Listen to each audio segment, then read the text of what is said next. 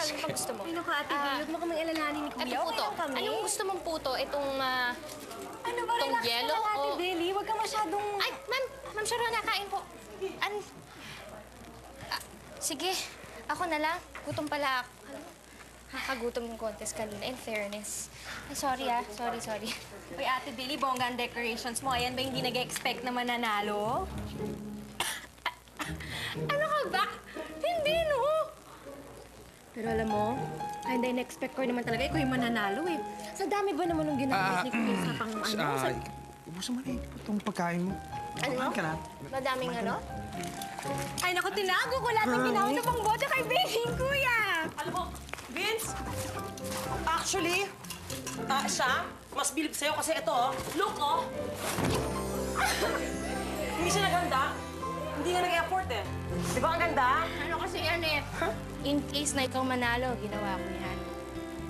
Pero you know, gumawa din ako ng para sa akin.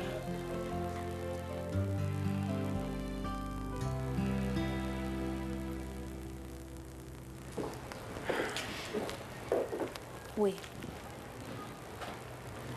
Salamat, ha? Alam ko naman na kahit rich kayo, may pagkakuripot yung mami mo. Kaya ginagastos mo yung mga kinikita mo sa mga racket, premyo sa contest. Kaya alam mo, ikaw hindi ko maintindihan kung bakit ginastos mo yung pera mo sa akin. Bili, kalimutan mo na yun, okay? Hindi ko yun makakalimutan, no, forever. Sige, para matigil ka na. Naawa kasi ako sa'yo eh. Awa?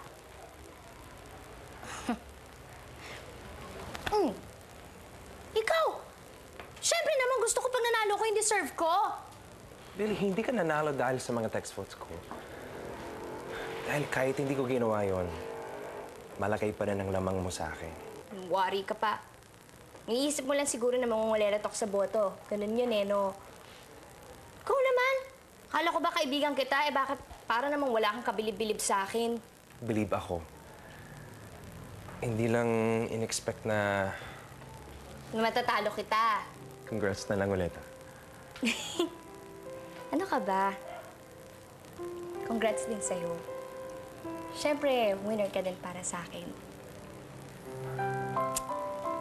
Basta, sabihin natin tutuparin yung pangarap natin. Walang iwanan, ha? Walang iwanan. Ika na.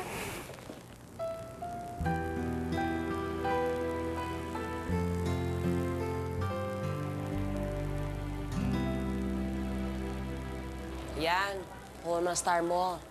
Magiging star ka na. Pag nagtuloy-tuloy ito, papapauwi ko na sila nanay at tatay. Ay, pala, hindi ko pa nga sila nakukontak eh. Alam mo, sobrang excited ako balita sa kanila na, alam mo yun, unti-unti natutupad na pangarap ko. Tama, pangarap. Paano kaya yung isa mong pangarap na si Vince? Puti ano ka ba? Ano pa naman? Asus, aarte? Aarte pa. Hindi. Pero, alam mo, in fairness sa kanya, iba din yung nagawa niya. Kilig. Yun yung tamang word. Kinikilig ka. Tarte mo, gayahin mo ako. Vince, gano'n na eksakto kilig. Hindi, ate. Ano ko ba? Nakakabilib yun. Binuking na nga kita para makahirit ka na kay Belly, kuya Carol, wala akong ihihirit. Dumidede pa lang kaya ako. Best friends na kayo ni Belly. At feel ko in love ka na sa kanya. Best friend ko lang talaga siya. Kinakapatid ko yun, no? Ninang ko yung nanay niya. Ang dami mong dahilan naman. Ewan ko sa'yo. Bahala ka. Teka lang. Saka, naman kasi yung pinagtatapat sa akin, no? Yon! Tama! Yan ang tamang dahilan. Yun! Yung amoy na yun! May best friend bang ganyan ka over ang concern? Carol, syempre nangako ako sa mga magulang ni Billy na babantayin ko siya habang nasa Italy sila. Hindi ba mas mababantayan mo pa nga si Billy kung kayo na? Okay, sige. Sabihin na natin na may feelings na ako sa kanya. Pero paano kung humirit na ako sa kanya tapos wala pala siyang nararamdaman para sa akin? Eh, syempre masisirang pagkakaibigan namin. So may feelings ka nga. Wala. Kung kaibigan tingin sa'yo, bakit wala naman siya nililigawan? Ano ka, ate? Daming nakadate nun, no? Hello, babae ka. Iba yun. Baka naman kasi hindi lang talaga ako type. Baka pwede, maaari, baka sakali, o pwede nga let me think about it, or pag-isipan ko muna, hindi ko alam, kasi para kayong mga bata, para kayong... Kaya nangako ako kay Vince. Walang iwanan. Sa love life o sa career?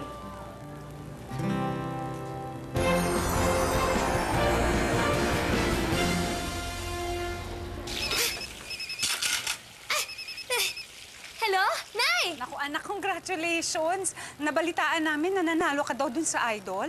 Oo, Nay! Ako na! Ang next singing idol. Tapos nanalo ako ng 200,000. Meron na rin ako recording contract! Alam mo anak, ang galing-galing mo talaga. Nay! Si tatay ho! Congrats, anak, ha?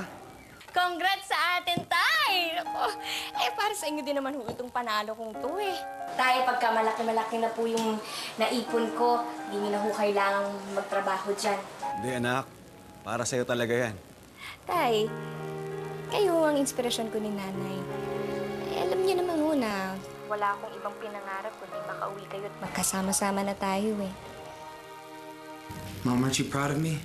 Pero second place ka lang. Ayun na nga, Vince, ang sabi ko naman sa'yo, itigil mo na yung pagkanta, di ba? Mas may pera sa negosyo. Alam mo, Mom, hindi ko naman ginagawa ito para magkapera. Para mo ginagawa ito. Dahil I love music. Sir, Diyos mo po. Mahirap bang intindihan yun? I love to sing. Pwede ka naman kumanta sa opisina ng factory natin. Habang nag-accounting. Babalik na naman ang usapan natin sa pera. Ay, naku, kaya ako naman to ginagawa para sa inyo rin naman ni Carol, hindi ba?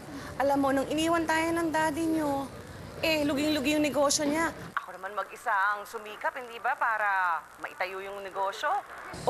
Syempre maliliit pa kayo noon, hindi ko naman kayo maaasahan. Pero Vince, siguro naman panahon na para alagahan mo yung negosyo natin. Mom, kayo ni Carol aalagaan ko. Saka mas madalas ka pa nga kay Billy kesa sa bahay natin. Nay, nasa dean's list pa rin ho ako. Yung tiyahin mo, naalagaan ka ba niya? Baka ikaw pa nag-aalaga sa kanya. Hindi naman po. Kamusta naman si Vince? Ano, binabantayan ka ba niya? Yun ho, wala naman siyang ginagawa. Ano?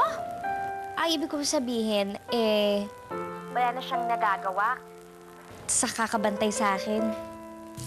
Ganun ka na naman, ah. Lagi kang wala sa bahay. Bakit sa palagay mo ba gusto ko yon? Mabuti ka pa nga, nagagawa mo yung gusto mo. Mom, are you okay? Ay, naku, alam mo, aatakihin ako sa'yo, bata ka. Alam mo, bago pa mauwi sa awa yung usapan natin, I have good news for you, son. You know, I made a 10 million peso surefire investment. Ano pong klaseng investment yan? Basta, pag tumipli yung investment ko, I will expand our business and I expect you to manage it full-time, okay? O basta anak, mag-iingat ka ha. I love you, anak. I love you. I love you tonight. O sige, anak. Mag-iingat ka dyan, ha? Mahal na mahal ka ni tatay. Tay, mahal na mahal ko rin ho kayo. O sige, bye, anak. Si Vince. Vince, kausapin mo muna Tita Laura mo. Hold on. Hello, tita? Congratulations. Kakatapos lang namin mag-usap ni Billy. Kinakamusta nga kung tinutupad mo yung billing ko. Oo naman po. Lagi naman po ako nakabantay kay Billy. Sige, aasahan ko yan, ha? Pag may nanligaw dyan sa anak ko, naku, mag-aaway tayo, ha? Vince, mag-aaway talaga tayo. Eto na ulit, mami mo. Hello, Vince. Sige, tsaka na lang kita babalik na kapag nakuha ko ng interest ng investment ko, ha? I love you, anak. Okay, bye-bye. Binalita ako na kasi kay Vince na hinikayat niya ako sa pyramid. Next week ko na makukuha interest, di ba? Oo. Okay, good.